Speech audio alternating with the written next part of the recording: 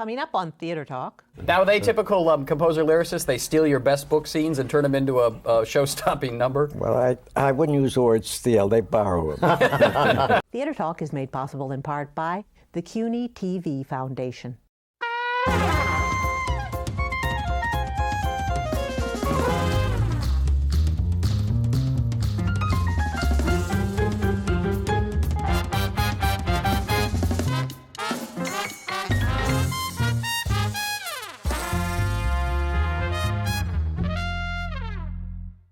If I were a rich man, all day long I'd biddy biddy bum. If I were a wealthy man. From New York City, this is Theater Talk. I'm Susan Haskins, and I am joined by my substitute co-host, Jesse Green, drama critic of New York Magazine, and the writer of the recent cover story on Arjun MacDonald in the big new theater season issue of New York Magazine, which also has 28 Reasons to Love New York. And one of them is here right now, and if you would introduce him and them, that would be great. Here we have with us today from Fiddler on the Roof, which is a beautiful revival of a classic show, of course, director Bartlett Sher. Hello, how are you? And star of the show playing Tevye is Danny Burstein. Great to be here. Welcome. Thanks. Let's begin by talking about the difficulty of putting on a show that everybody knows. If it's even true that everybody knows it. Let me ask you, Danny, how can I assume that as a working actor for many years, this is a show that you had seen innumerable times and knew very well? I've done it twice. You've done it twice? In community theater when I was 16, and when I was 21, I did it in summer stock with Theodore Bickel. And Bart, obviously, it must have been something... No, I'd seen it on tour in San Francisco, in what I'm pretty certain was the Robbins version, in like 1979 or so, 79, 80. And then I saw the most recent revival in 2004. And then I've seen the Zero Mostel version in the library. So what inspired you to go, well, I'm just going to dump that Robbins version and do my own with Danny Burstein? Well, there were a couple of things. The first part was Danny. Yes. The thing is, I would never have ever even begun to think about how to do it without a good Tevye. And because we'd worked together, before a couple of times, I knew that was a great start. The other was that I had worked with this particular choreographer, Hafez Schechter, on a new opera called Two Boys that Nico Muhly wrote. And as I was working on it, I was like, this guy might be really good for Fiddler, and went to the Robbins Foundation, who said, sure. That I was surprised, but they were up for a new version. Those two things made it feel like we could push us into some new territory.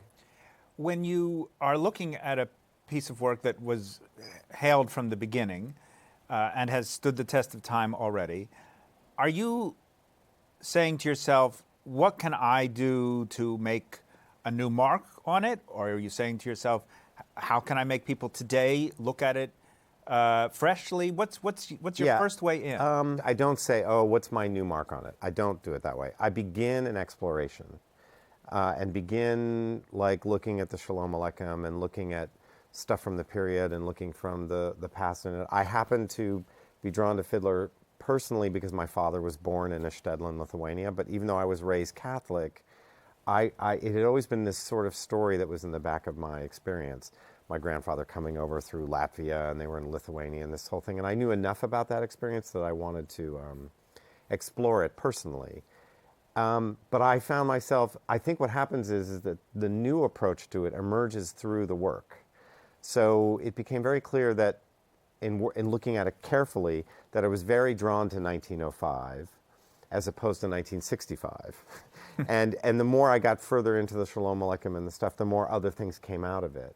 I think I became more interested in the sort of style of the piece from a point of view of the comedy from the 60s versus the naturalism. I was quite drawn to the book. I found the book quite rewarding and quite intelligent. You mean the book of the musical? The book of the musical, yeah. Joe Stein's book was there was a lot in there. And so I usually begin the thing with a point of view that's based on exploration of the text of it as itself. And then out of that usually emerges. I do have a point of view that means I have to figure out what the immediate significance of the piece is right now in 2015, 2016.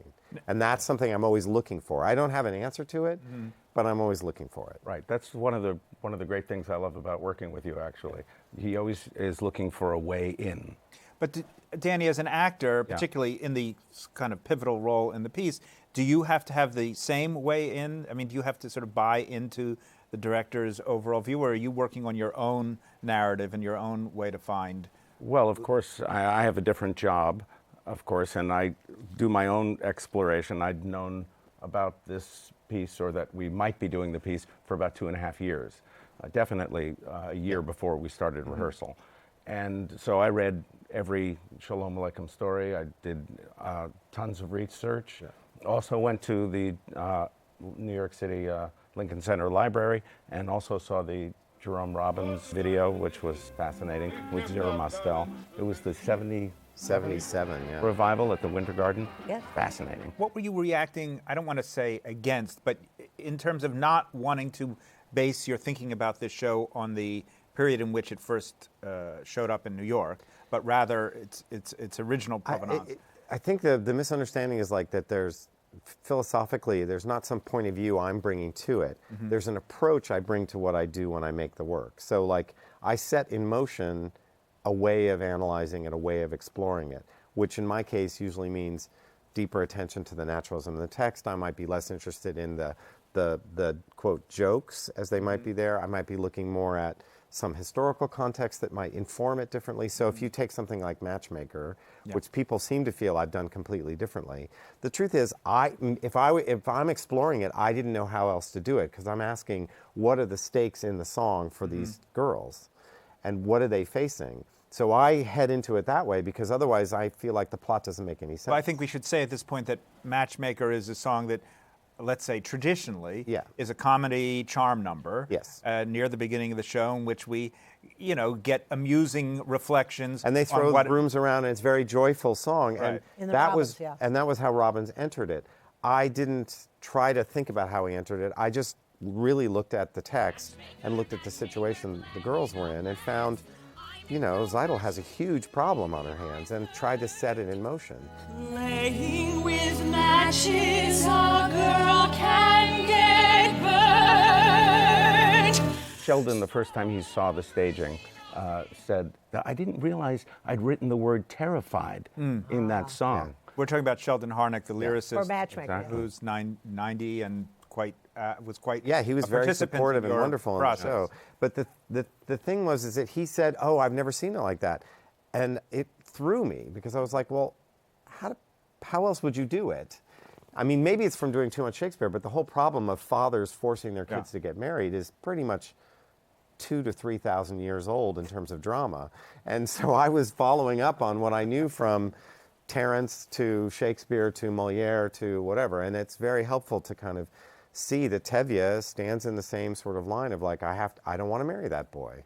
Now, Danny, I'm interested that you said you watched the Zero Mostel 1977 tape.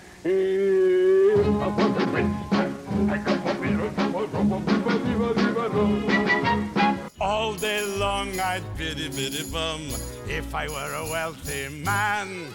Your interpretation is so different. You're in no way imitating Mostel. No, I didn't want to imitate anybody. But it was interesting that you could watch that and then cast that off, because we have seen so many Mostel imitators. Sure. For me, it's all information that I try and glean something from, and then I basically forget about it and try on the first day of rehearsal to make it as honest and real as possible.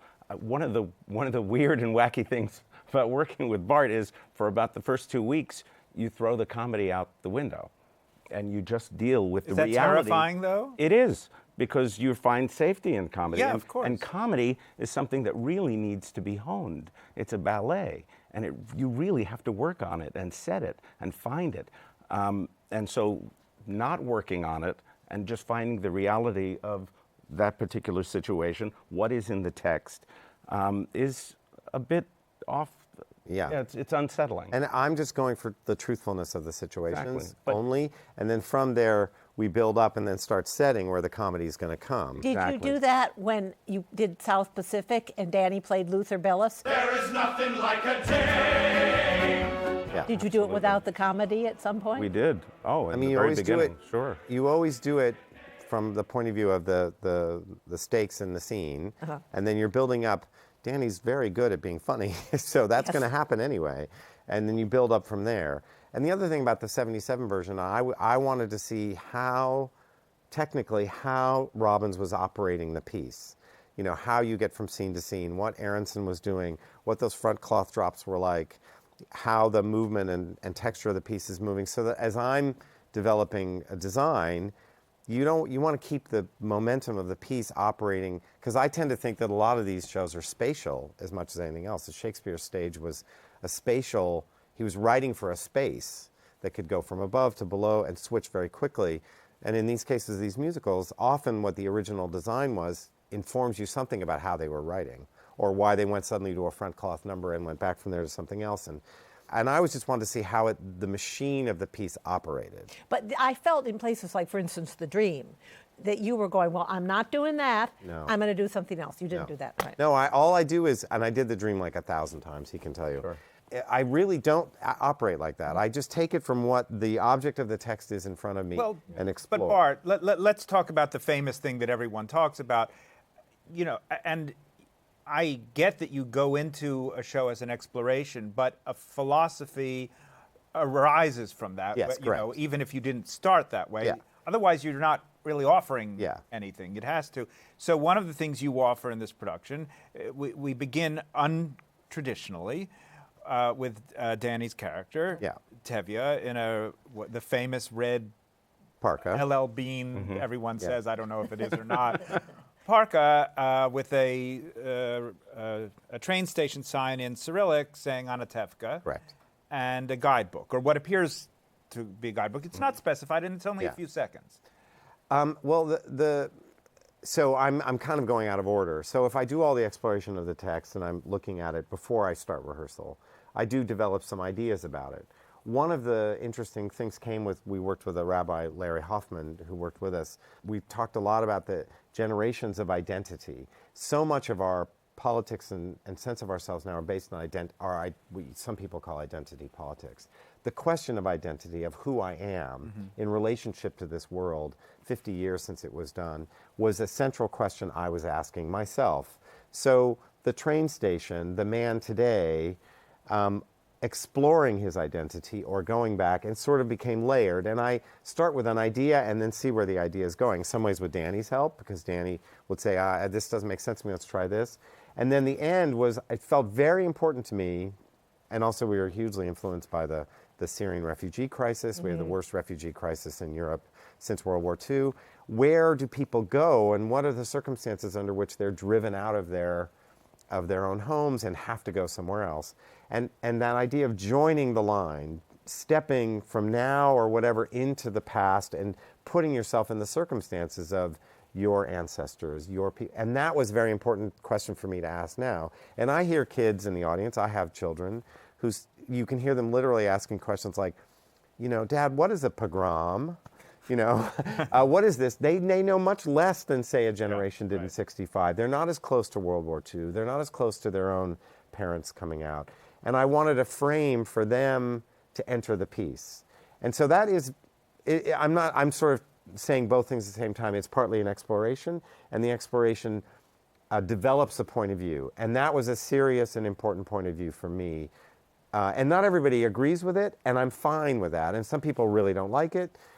But I'm glad that they asked the question of what it means to them. I think it's enough justification for me personally that it's moving, but it also does what you say. I mean, it forces you, if you are already familiar with the story, it forces you to expand what the story of refugeeism means. Correct. And if you're not familiar, it makes you think about just how momentous this sort of change has been in history. But one of the things why do you think people resist? And also, I wonder, do you ever feel the resistance? Definitely at the top of the show, I would say. What do you sense? How does it come to you? I sense confusion. I sense people asking questions. Can you hear like? Sure, at the very top of the show, no doubt about it, because this is not It's not your grandfather's fiddler. Right. And they know it, and they're expecting that. And it throws them. And But it's important it that they starts be from placed. talking. They be placed a little out of their comfort zone at the beginning. It forces them, and maybe Brechtian in some way, forces them to stand back and evaluate a very quick question of like, what do I expect Fiddler to be? What do I expect a piece of theater that I knew well to be? You know, and the laws of interpretation or hermeneutics or however we want to go into it are complex, but that you have very few times within the evening of, say, a 2-hour show where you can really push an audience into a place where they are like thrown off and still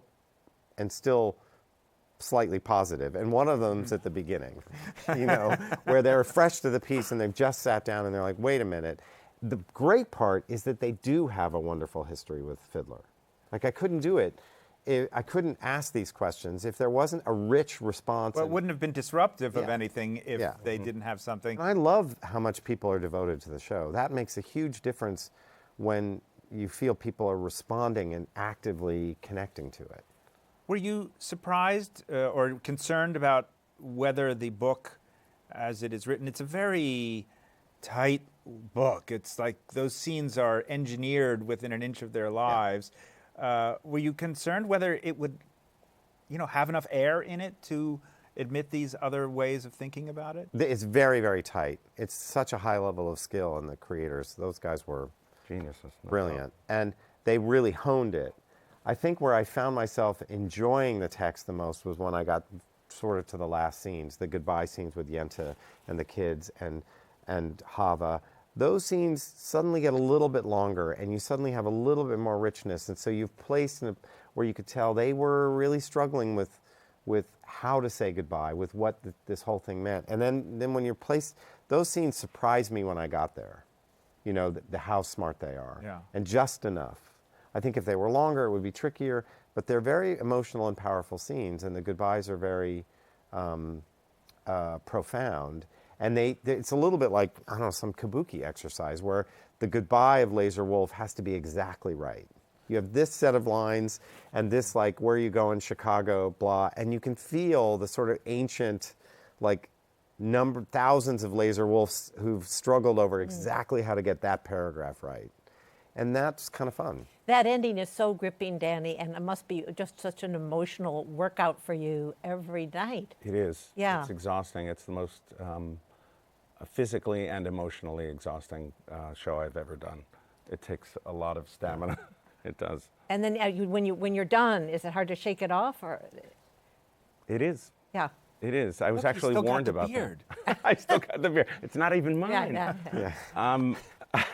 It is. It's exhausting. Actually, I was warned about that by Alfred Molina. Oh, interesting. And he said he would go home and he couldn't sleep. And yeah, you have to find a way to go, okay, I'm People walking think out it's of a the jolly kind of business No. going on, but why would they think that when you look at what happens to these people in this show? Yeah, and yet it's beautiful and uplifting, and there are new things that that Hofesh did in the choreography, in the circle, that, you know, movements that are proud.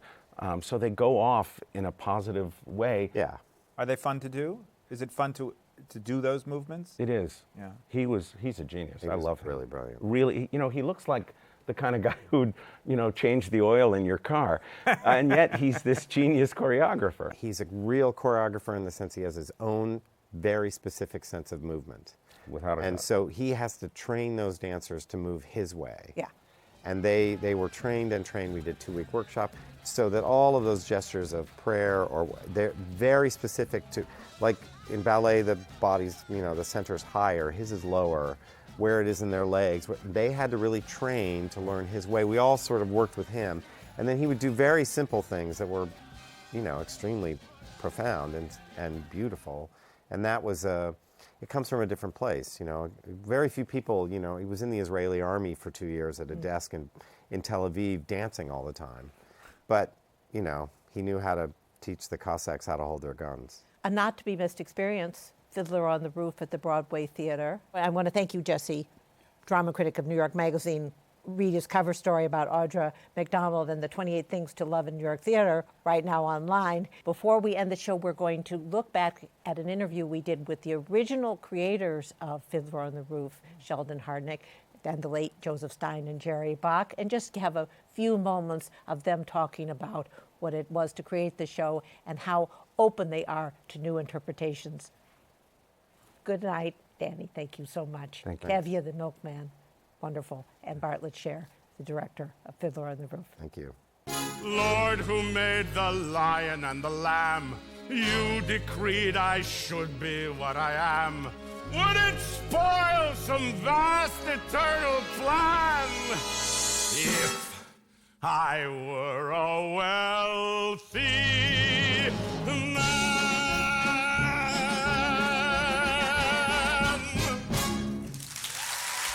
I am very happy tonight to be joined by the men who gave us one of the great musicals of all time.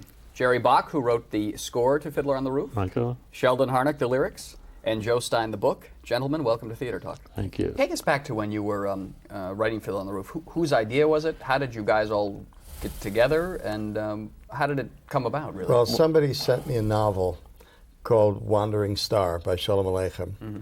And I read it and I loved it. I gave it to Jerry, who loved it. We gave it to Joe, and Joe said it's too big. It's just too sprawling. It covers decades. It would have a massive cast. But since we love the writing, let's look at some more work by Sheldon Harnick. That's substantially true. And I remember the stories of Tevye that I had heard as a child. And after some digging, we finally found this. The material was out of print at the time, but we subsequently located a copy of the book. It was called The Old Country. And there were the stories of, they're all monologues by Tevye speaking to the author. And we picked 3 brief monologues as the basis for the story that is now Fiddler on the Roof. And musically, Jerry, what was the style that you... There was not one song in the original Shalom Aleichem story. Your contribution. Did you hear the sound of the music, so to speak, as soon as you were reading these? It's hard to explain, but I guess I grew up all my life favoring the minor key in terms of classical music, in terms of folk music, in terms of even little songs my grandmother used to sing me. But I never had the opportunity to express that musically in any of the shows we did. And when this opportunity arrived, it was like a fountain that was starting to run. What was the first song you guys put together for Fiddler? Well, when we read the material, our thinking was, whatever Joe does, let's look at these stories and see which scenes have to stay in the show. And one of them we thought that has got to be there no matter what we do is Tevye's dream. So we thought, let's do that first. And Jerry had given me a tape with a lot of music on it, and there was one piece of music that just sounded absolutely right for the dream. So we started with that. Now, are they typical composer-lyricists? They steal your best book scenes and turn them into a show-stopping number? Well, I wouldn't use the word steal. They borrow them. It's very important to us to take advantage of our wonderful book writer, because we mean to get as close to the book as possible and go from scene to song in a kind of hopefully seamless And are there way. scenes you wrote that then became songs in the show? Inevitably, that always happens, or parts of scenes, or parts of dialogue. But that's, the word for that is collaboration. Give us a sense now, when you were doing the original production, you had 2 titanic personalities, Jerry Robbins and Zero Mostel. I mean, were you guys sort of basically doing what you were told from these guys? Could you stand up to them? For one thing, they were gigantic personalities, but they liked the material. There was very little problem about the material. I mean, there were the usual discussions and stuff, but there was no hostility. There was no struggle about what kind of show we're going to do. We all saw the same show from the very beginning. So it was and the original score and the original script changed a lot, but the basic line remained the same from beginning to end. Did you have any idea what a massive hit this would be? No. It just overtook you opening night. We loved the stories. We thought they were very beautiful. And we thought, if we do our job right, and if we realize the beauty and the humor and the humanity that's in those stories, maybe with luck we'll run a year or two.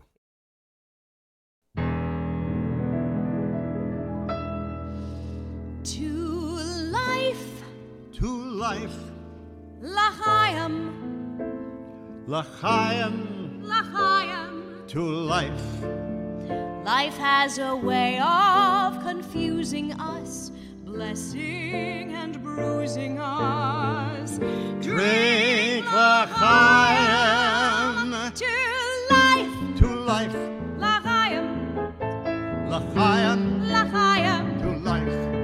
If you've been lucky, then Monday was no worse than Sunday was. Drink L'chaim to life.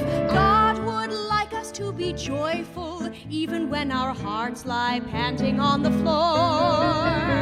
How much more can we be joyful when there's really something to be joyful for? To life, L'chaim, L'chaim, L'chaim, to life. A gift we seldom are wise enough. Ever to prize enough. Drink L'chaim, L'chaim to life.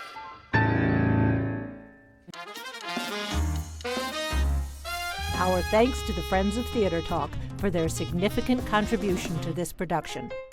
Theater Talk is made possible in part by the Frederick Lowe Foundation, the Corey and Bob Dinelli Charitable Fund, the Noel Coward Foundation, Carrie J. Fries, the Dorothy Strelson Foundation, and the New York City Department of Cultural Affairs.